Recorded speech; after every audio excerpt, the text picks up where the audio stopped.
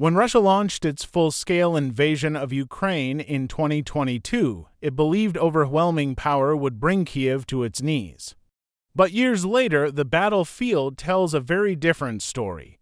Because Ukraine has learned to do something the Kremlin never expected to wait, to watch, and to strike only when the timing was perfect. This is the story of how Ukraine allowed Russia to gather one of the largest concentrations of tanks, artillery, and air defense systems since World War II, and then erased it all in one coordinated storm of drones, missiles, and electronic warfare. By mid-2025, Russian commanders were convinced they finally had the upper hand. They began concentrating their elite armored divisions and long-range artillery near the front lines of eastern Ukraine, particularly around Tokmak, Melitopol, and the Zaporizhia corridor. Intelligence reports showed over 600 armored vehicles, 150 self-propelled howitzers, and an entire air defense network being staged for a massive offensive. Putin personally demanded a decisive blow. He called it Operation Typhoon to a repeat of his failed 2022 blitz, this time fueled by North Korean shells, Iranian drones, and months of stockpiled ammunition. But what he didn't know was that Ukraine's silent eyes were watching everything.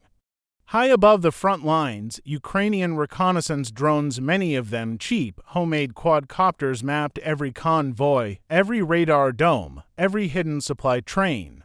Using AI-powered imaging from NATO satellites and Starlink relays, Ukraine built a digital twin of the Russian buildup. Every tank, every missile launcher, every fuel depot tagged, tracked, and monitored in real time, and then they waited. Because Kiev's military intelligence knew something Moscow didn't, the Russians were gathering their weapons too close together. Ukraine's intelligence chief, Kyrilo Budanov, reportedly said, "Let them bring everything they have. It saves us the trouble of chasing it later." It was a trap, one that took months to prepare. Then, on a foggy night in early October, the trap was ready to spring. Russian drones spotted what looked like Ukrainian forces retreating from the southern front. Encouraged, Russian units began advancing, pushing forward their artillery, air defenses, and mobile headquarters.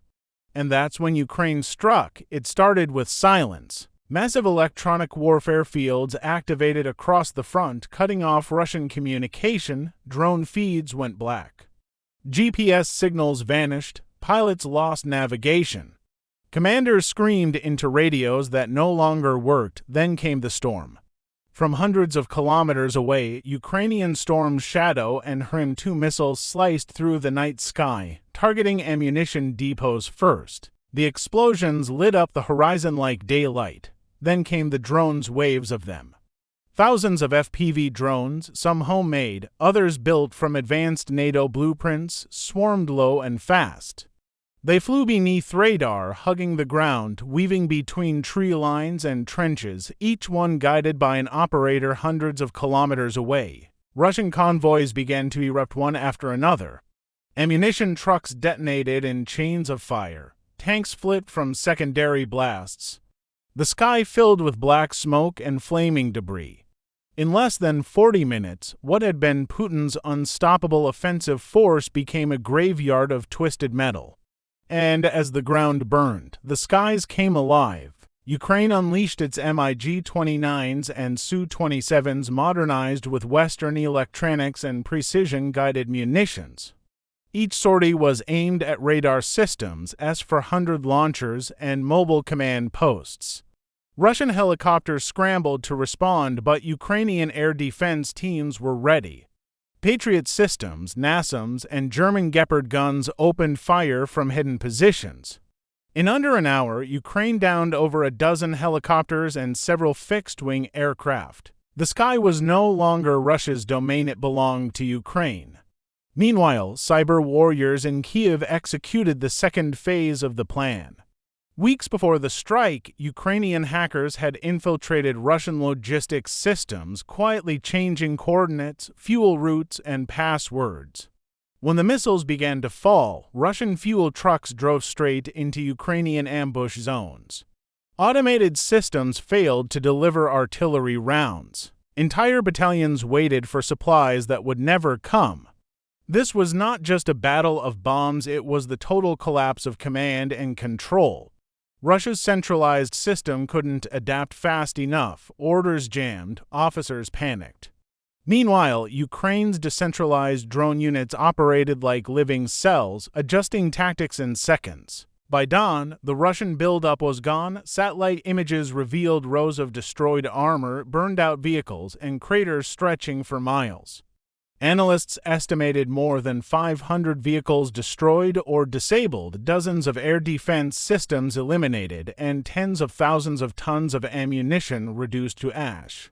Russian war bloggers called it the Night of Fire. Telegram channels filled with shock and rage. Soldiers posted desperate messages begging for evacuation. Kremlin officials stopped issuing daily updates. Even Moscow's state media grew silent. For Ukraine, the operation was more than a military success, it was psychological warfare. It shattered the myth of Russian superiority. It showed that modern warfare is no longer about who has more tanks, but who can see first, think faster, and strike smarter. The message to Moscow was clear. Ukraine was no longer reacting, it was anticipating. And for the soldiers on the ground, it proved something deeper, that patience can be a weapon. While Russia relied on brute force and numbers, Ukraine relied on intelligence, timing, and precision. When the smoke cleared, the battlefield looked like a scrapyard from a forgotten war. Burned tanks, twisted artillery barrels, shattered drone wings, an entire army erased in a single night. Putin's dream of overwhelming Ukraine through mass firepower died in those flames. What remained was the realization that the age of traditional warfare is ending. The side that controls the data, the skies, and the invisible battlefield of signals will control the outcome. Ukraine didn't just destroy Russia's arsenal, it destroyed its illusion of invincibility. Because the true power of modern warfare lies not in how loud your guns are, but in how silent your strategy can be. Ukraine waited, it watched, it struck, and when the moment came, it erased everything in its path. That night will be remembered not just as a victory for Ukraine, but as a warning to every army in the world. In the new age of war, patience, precision, and intelligence will always defeat brute force. Because sometimes the most powerful weapon of all is timing.